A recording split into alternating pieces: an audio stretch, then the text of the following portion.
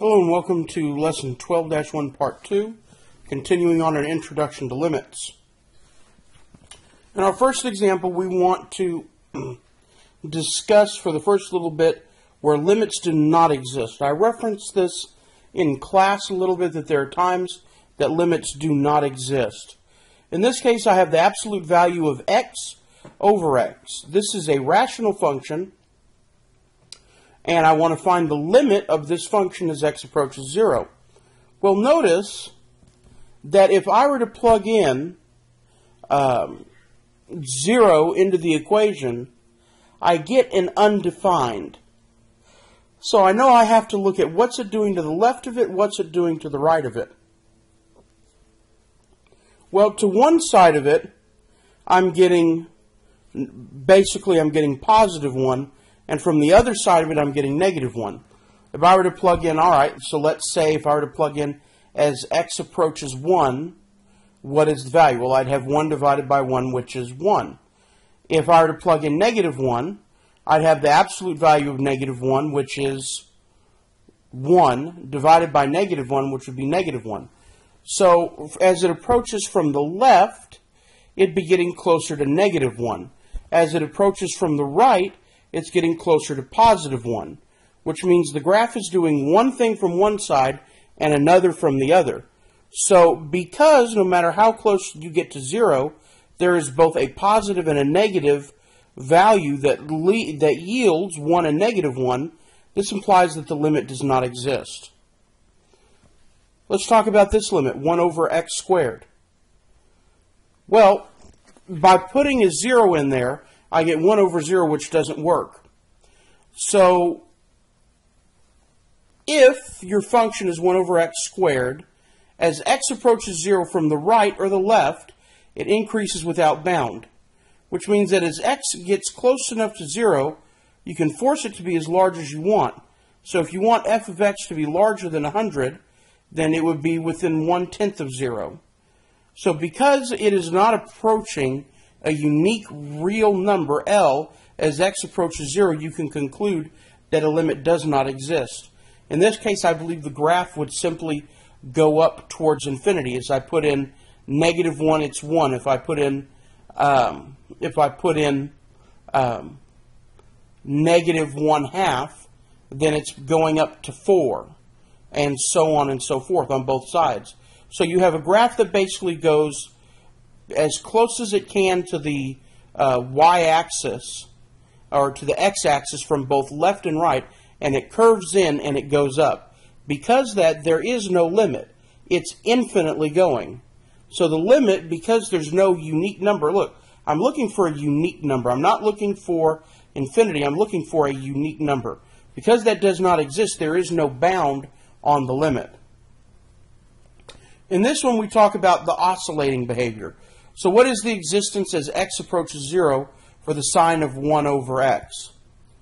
Well, if your function is 1 over the sine of x, or the sine of 1 over x, as x approaches 0, it oscillates between negative 1 and 1. That's what the graph constantly does.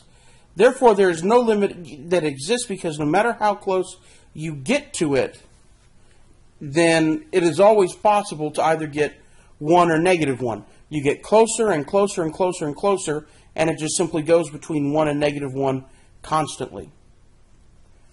So there are three conditions under which limits do not exist. The first example was if the function approaches a different number from the right than it does from the left. The second one is if it increases or decreases without band as x approaches c. That's where it's just going straight up or down into infinity. Or if it oscillates between two fixed values as x approaches that number. Okay, those are conditions under which limits do not exist. Now, in some cases, as the limit of f of x as x approaches c is simply f of c. In which case, as we discussed in class, this is basically direct substitution. You should always see when you're evaluating a limit if you can simply plug in the number that x is approaching into the function. If it gives you an answer, then, well, that's your answer. Some basic limits down here are as follows. So let b and c be real numbers and n be a positive integer.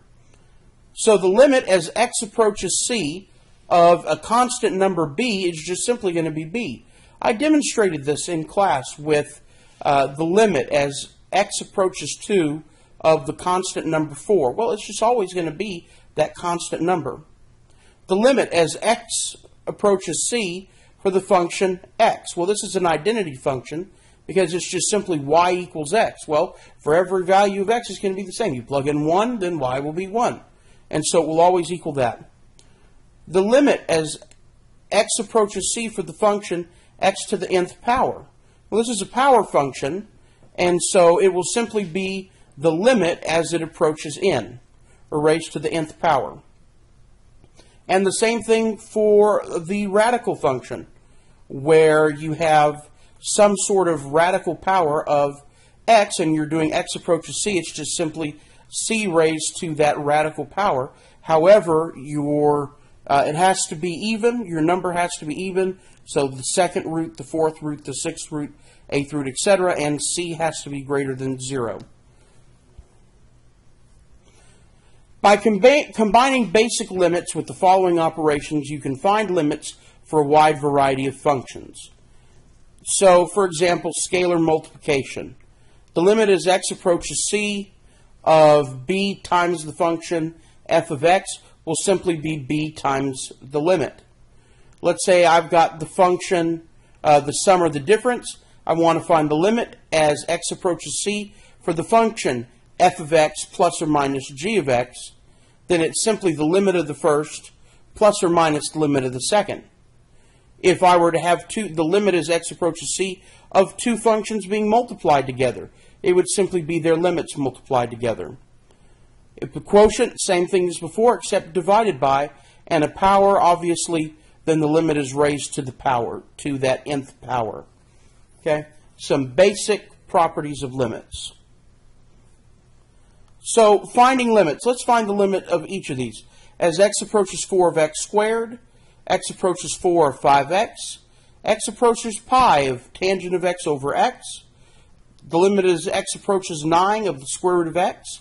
The limit of x approaches pi of x times the cosine of x. And the limit as x approaches 3 of quantity x plus 4 squared.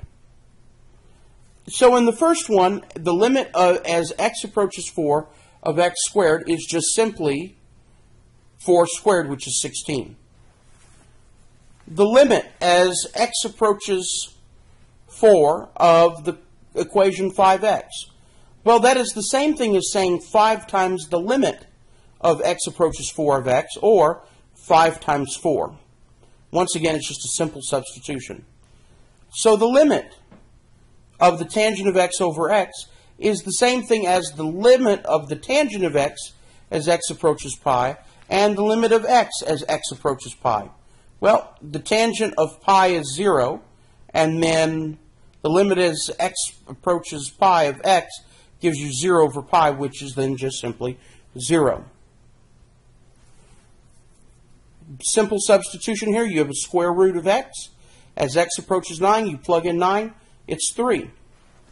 The limit of x times the cosine of x as x approaches pi. Well, you have the limit of x as x approaches pi times the limit of the cosine of x as x approaches pi, which gives you pi times the cosine of pi. The cosine of pi is -1. -1 times pi is negative pi. The limit as x approaches 3 of quantity x plus 4 squared. Well, it's simply the limit of x as x approaches 3 plus the limit of 4 as x approaches 3 squared. Well, the limit of x is going to be 3 because you just plug it in, and the limit of 4, they've already given it to you. If it's a constant number, it's just always going to be 4. It doesn't matter as x approaches a gazillion, billion, quadrillion, it would still be 4. So 3 plus 4 is 7, squared is 49. Limits of polynomial and rational functions.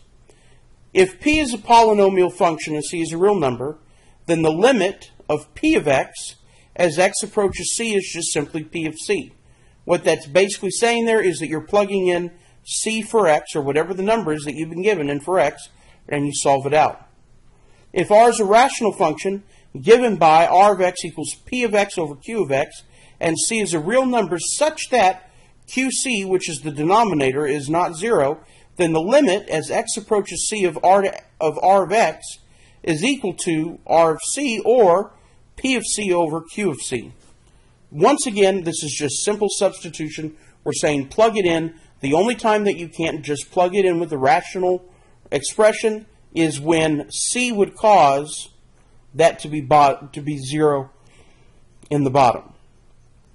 In the previous example I gave you yesterday, where you had x divided by the square root of x plus 1 minus 1, and we plugged in 0, and you got 0 over 0. Obviously, you couldn't do it in that case because suddenly you've got a 0 in the denominator and it won't work.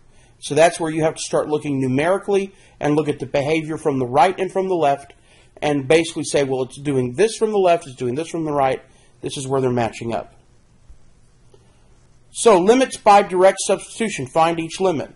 Well, for the first one, it's pretty simple. The limit as x approaches -1 of quantity x squared plus x minus 6. Okay, I'm going to just simply plug that in to get -1 squared plus -1 minus 6, which is -6. The second one is just an additional step, and that is having the x plus 3 in the denominator. Because if I plug in -1 for x plus 3 in the bottom, it does not become 0. I can do direct substitution. If the limit as x approaches some number had been -3, then I would have been out of luck. That would not have worked. So I just simply plug in my -1. -1 squared is 1. -1 minus 6 gives me -6 over 2. -1 plus 3 is 2, which reduces to -3.